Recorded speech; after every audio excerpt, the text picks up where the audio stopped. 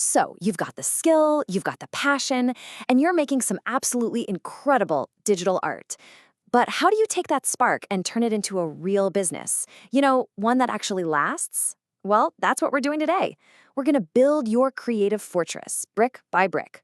We're talking about the legal essentials that will protect your work and your passion for the long haul. Let's get into it.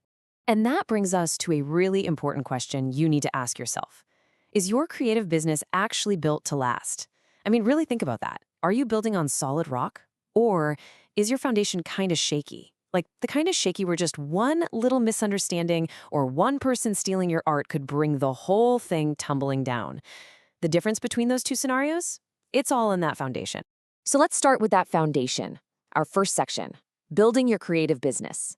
And that subtitle is key, the blueprint for success. See, a lot of artists think of all the legal stuff as this boring, restrictive wall, but I want you to flip that idea on its head. Think of it as the architect's blueprint. It's the master plan that makes sure your fortress is strong, impressive, and professional from the moment you open for business. So what even is legal awareness? Don't worry, it's not about becoming a lawyer overnight. It's really just about understanding the basic, common sense responsibilities that keep you and your business safe and professional. It's all about protecting yourself, protecting your art, and yeah, protecting your clients too. This is literally the groundwork for building trust. Okay, so with that foundation poured, it's time to build the walls. That's our next section, fortifying your artwork. Think of these as the strong walls that protect your most valuable treasures. Once your business structure is sound, the very next step is to put up some serious defenses around the art itself. And protecting your art really boils down to 3 simple, proactive steps. First, it starts at the source, the idea. Make sure you're creating original artwork. Honestly, that's your single best defense. Second, when you show it off in the portfolio, always add a watermark to your samples. It's such a simple thing, but it's a huge deterrent. And third, the showcase. Before you post that awesome piece you did for a client, you've got to get their permission. It's a sign of respect, and it shows you're a true professional. Now, I know what you might be thinking about that original work part. What about fan art, right? Well, here's a quick but really crucial point. Customization is everything. If you're going to draw copyrighted characters, you can't just copy them. The piece has to be so significantly changed, so customized, that it can stand on its own as a totally unique creation. Okay, foundation, check. Walls, check. So what's next? Well, every fortress needs a gatehouse. That's your rules of engagement. This is all about how you control who comes in and out of your business and on what terms. It's about managing those client interactions with absolute clarity.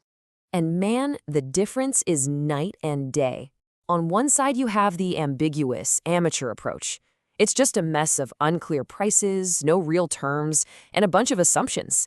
It's a recipe for disaster. But on the other side, you have the professional.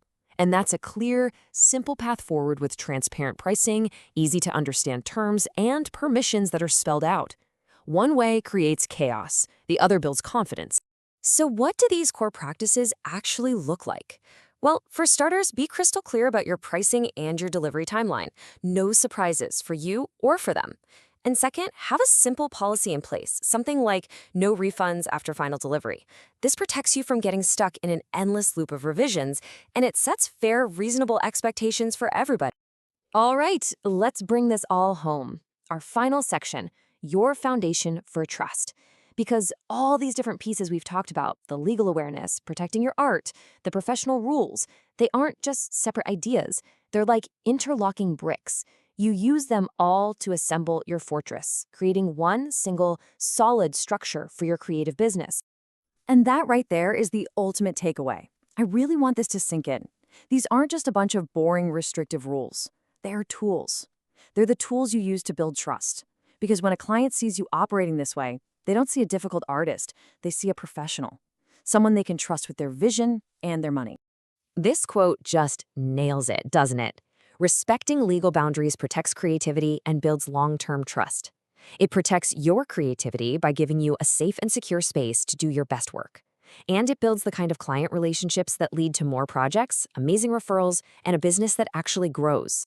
So as we wrap this up, I'm going to leave you with one final question to think about. Looking at your own creative business right now, or maybe the one you're dreaming of starting, what is the first brick you will lay for your fortress?